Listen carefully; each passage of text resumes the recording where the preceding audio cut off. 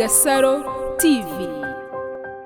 Abakunzi ba Gasaro TV tubahaye ikaze murereye impande n'impande ndetse tunabashimira mwe mwese mwakoze subscribe naho utarayikora uyu niwo mwanya mwiza ngo uyikore ubone ibiganiro byiza Gasaro TV tubagezaho. Mwe mwese muri ibitekerezo byanyu byiza muri comment murabingenzi kuri twe murambabwira ngo aho merereye hose Imana ibaho umugisha. Nsuhuza cyane abantu bari i Burundi ni ukuri natwe turabakunda cyane nkuko namwe mudahwema kutugaragariza urukundo. Nkiraho rero ndeka ntangirire ku ijambo urukundo. Urukundo benshi tuzi ko ari igikorwa hagati y'umusore n'inkumi bemeranya ati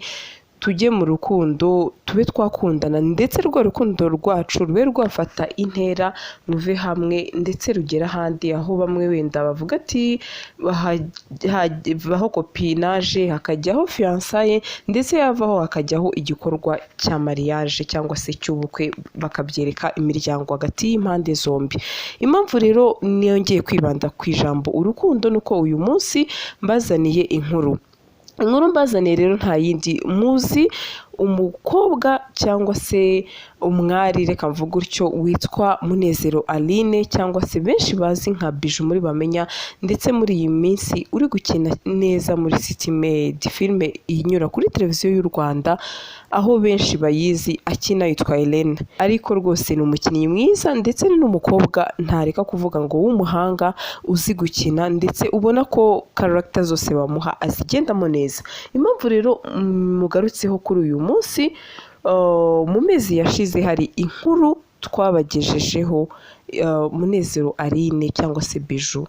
yaterewe ivi cyangwa se yambitswe impeta n'umukunzi we, aho rwose wabonye ko byari ibirori byiza cyane binogeye ijisho nk'uko mubibona. Nanone muri aya mafoto twagiye tubereka bambaye neza bose red, ari umukobwa ndetse n'umusore, hanyuma Aline nawe akamubwira ati yes. Rero ni urukundo rwose uyu mukobwa mwiza cyane atigeze ahwema kugaragaza yaba kuri statize ndetse na Instagram ye akoresha n'izindi mbuga nkoranyambaga aho yagiye rwose aposting uyu muhungu nk'uko muri inkuru yashize cyangwa se yatambutse twagiye tubibabwira, aho yandikaga rwose amagambo meza ari so sweet cyangwa se reka nkoreshe ngo aryoheye amatwi ku buryo rwose nawe wayasomaga ukavuga ati wow rwose ati urukundo ni urunguru. Ariko kuri uyu munsi rero cyangwa se kuri iyi saha turi kuvuganiraho Aline Munezero, reka nkoreshe amazina ye bwite cyangwa se Bijoux,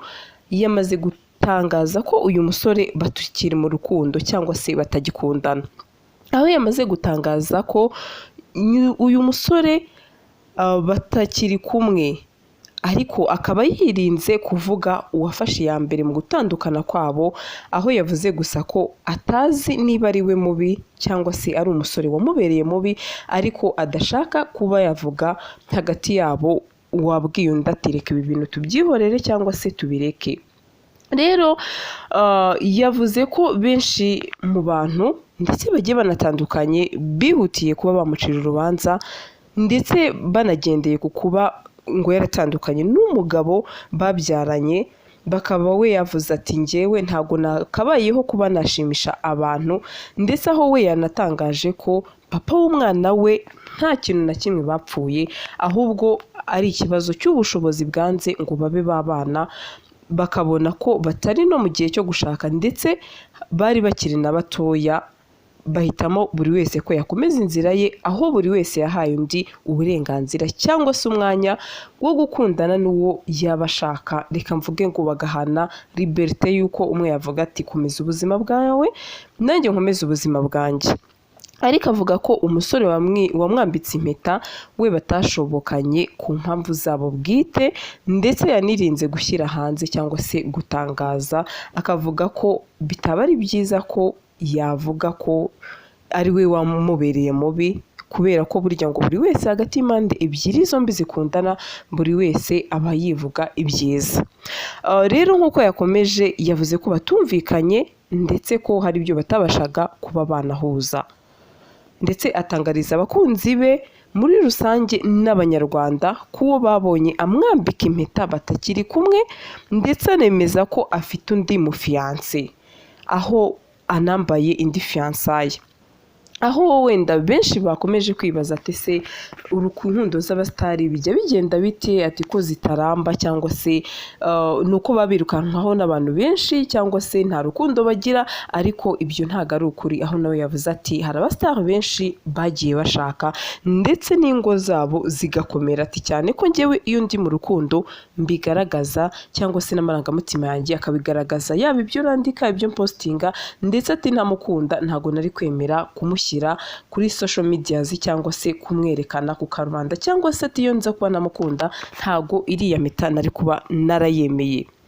Rero aho yakomeje avuga ati ntabwo ari igitangaza, aho kugira ngo umuntu abe yavuga ati mbayeho kubera abantu cyangwa se nshimisha abantu, ariko nazagera mu rugo rwanjye nkaba nta mahoro nagiriramo cyangwa se nkubakira ku gikomere, ati ibyo nibyo bintu nirinze ndavuga ntireka mfate umwanzuro cyangwa se mfate icyemezo. Ati aho hari n'ababyaranye gatanu bafata icyemezo cyo kuvuga ati reka tudivorce, ati ntankazwe njyewe wari wambaye fiançaye gusa, ati ntanka naciye amabere. Kandi koko burya njyewe reka njye mvuga ngo tujye twubaha ibyifuzo by'abantu, aho wenda umuntu abona ko ikintu kitamunyuze cyangwa se kitamunogeye akavuga ati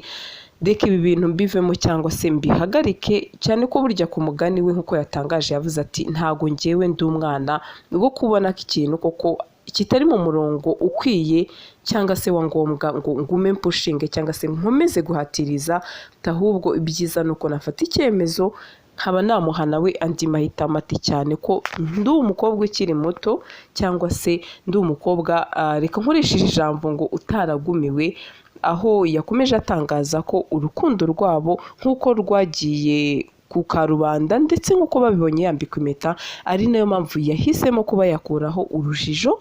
hagati y'abakunzi be ndetse n'abanyarwanda muri rusange, ndetse yewe n'abafana be babandi bamukunda Bijoux cyangwa se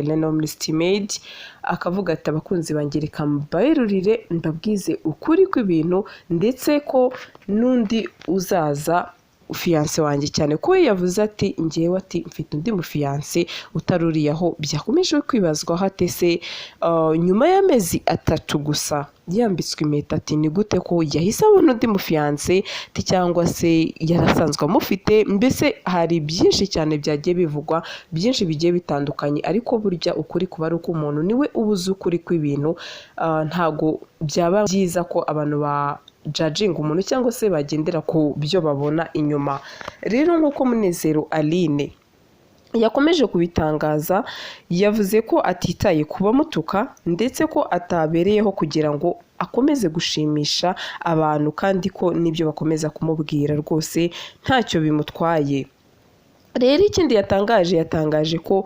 impeta yayikuyemo nk'uko yari yarayambitswe, ndetse akayibasha kuba yayisubiza umusore, wa musore wari wayimwambitse, ndetse aho umusore yayanze. Ndetse atangaza ko n'uwo bakundana ari mu Rwanda kandi nta n'uwamuca intege kuwo akunda, aho yavuze ati njyewe iyo ndi gukundana n'umuntu nta muntu n'umwe ushobora kunca intege, ati kereka nibura baziciye uwo njye nawe turi gukundana akaba ariwe wazinca, ati kuko amahitamo ye niyo agenderaho, cyangwa ati se amahitamo yanjye njye niyo ngenderaho, ntitaye ku byo abantu bavuga cyangwa se ku byo bari butekereze cyangwa se ku byo bari buze kurebera inyuma. Cyane ko wenda bamaje ati yari umusore w'ibogari, yari umusore mwiza, aratuvuga ati isura siyo roho, niryo jambo yakoresheje, aho wenda ntawamenya burya ushobora kurebera mu ndorerwamo y'inyuma, ariko imbere burya urukundo ni urwa babiri. Njye nuko njya nkunda kuvuga niwe ubuzi umuntu, cyangwa se ntiwajya hariya ngo uvuge ngo umuntu ni mwiza cyangwa se ni mubi,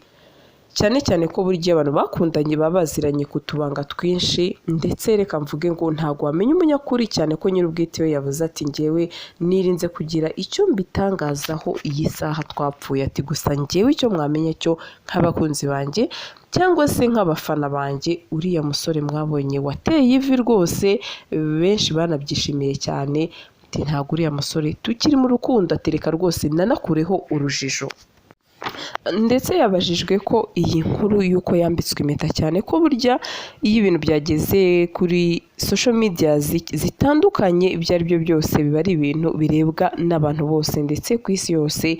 Yibajijwe nimba koko iyi mpeta yambitswe umunsi yavugaga ati reka ibi bintu wenda mbihagarike, iyi mpeta nyisubize wa musore wayinyambitse, nimba koko ababyeyi be barabimenye. Yasubije ati ababyeyi yego birababaza, atari ko burya nanjye nk'umuntu mukuru ati mba ngomba kureba ikimfitiye inyungu cyangwa se icyampa amahoro muri ryo, ati mbere yuko nshimisha abantu.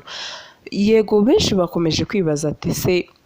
urukundo ati rw'abasitari ni ukuvuga ko abasitari nta rukundo bagira, ati cyangwa se ni ukuvuga ko kubera wenda ataba ari abantu bazwi babirukanwaho n'abantu benshi, ati wenda bakaba babura amahitamo. Ibyo ngibyo wenda twebwe ntabwo twabimenya, nta nubwo tubizi, ahubwo wenda nk'uko twakoze inkuru ya mbere tuvuga ati Bijoux muri Bamenya dore yambitswe impeta, benshi narabibonye muri komenti zanyu, ni ibintu mwishimiye cyane, aho mwanditse ati urugo ruhire, mumwifuriza ishya n'ihirwe ndetse mu rugendo rwe. Ariko reka mvuge ngo iyi saha nawe yavuze ati nk'uko hari abanyarwanda cyangwa se abakunzi banjye babonye cya kintu bakabona ko bishimiye intambwe nateye, atari ko iyi saha reka mbashe gukuraho rwa rujijo ba bakunzi banjye babonaga ko ya mpeta nambitswe koko nyambaye, atari ko iyi saha nanone reka nongere ntangaze ko ya mpeta iyi saha ntakiyambaye, nubwo wenda yambaye indi fiyansaye, ariko aho benshi wenda bavuze ati nanone ni ubutwari. Ni gake cyane burya tujye tubona inkundo aho umuntu aza akavuga ati ndi mu rukundo n'uyu muntu, ariko nyuma yaho yava muri rwa rukundo bikaba bucece cyangwa se bikaguma hagati y'aba bantu bakundanaga. Ariko iyi saha rwose reka mvuge ngo Aline ari mu bantu bake b'intwari babasha kuvuga ati nk'uko nagiye gutangaza ngo uyu musore turi mu rukundo, ndetse aho yavuze n'amagambo akomeye cyane akavuga ati ni umusore ati nishimira cyangwa se nkunda cyangwa se ati ni umugabo wanjye w'ahazaza. Ariko iyi saha kuko bya bintu twebwe twumvishije cyangwa se abafana bumvishije bitashobotse, nanone njye aravuga ati reka mfate wa mwanya nongere ngende mvuge ko cyangwa se mbwira abakunzi banjye ko bya bintu babonye uyu munsi byavuyeho bitakiri ukuri, mfite undi mukunzi. Rero benshi wenda bakomeje kwibaza byinshi bitandukanye, ndetse byagenze bite. Benshi wenda nawe yakomeje avuga ati barabimbajije ndetse bambaza byinshi bitandukanye, ati icyo twapfuye atari ko burya ngewe ati ntabwo byaba byiza ko najyaho nkavuga ukuri kose, ati gusa icyo nashakaga ni ugukuraho urujijo ngo bamenye ko ya mpeta nambitswe iyi saha atari yo nyambaye, ati ahubwo hari undi muntu mushya nabwo wenda yirinze gutangaza, atari ko burya amaherezo y'inzira ni mu nzu, nk'uko uwa mbere yamenyekanye. Reka mvuge ngo n'undi wundi igihe kizagera nawe abe yamenyekana. Rero reka mvuge ngo bibaho cyane burya mu rukundo, iyo abantu batabashije guhuza, buri muntu wese burya nk'uko njya mvuga ngo abantu baba baramenyanye bakuze, buri wese afata inzira ye, ndetse reka mvuge ngo tujye twubaha amahitamo y'umuntu cyangwa se imyanzuro ye, aho umuntu avuga ati wenda ndi mukuru kuba narakuyemo ino mpeta, ati ni ibintu nari natekerejeho, nabwo ni ibintu umuntu agomba kubaha amahitamo y'undi, cyane ko burya umuntu aba azi icyamugirira akamaro. Reka mvuge ngo rero wenda kuraje cyangwa se reka dutegereze urukundo rushya n'uwo musore wundi rwose, kandi reka mvuge ngo tumwifurije ishya n'ihirwe mu rukundo rushyashya, rwose bizamubere byiza, cyane ko burya yavuze ati Imana niyo igena, cyane ko burya iyi nzira y'umuntu ishobora kudashoboka uyu munsi ariko ejo ikaba yashoboka. Rero kuraje rwose, Munezero Aline. Wowe wafunguye iyi nkuru, wowe uri bugira ibitekerezo byawe muri komenti, ni ukuri uri uw'ingenzi kuri twe kandi uri umuntu w'agaciro gakomeye kuri twebwe, natwe ntabwo tuzahwema kugezaho amakuru umunsi ku wundi. Ni ukuri nakagaruka. Njye rero wumvaga muri iyi nkuru ni Sandra nk'ibisanzwe. Ciao, naho ubutaha. Gasaro TV.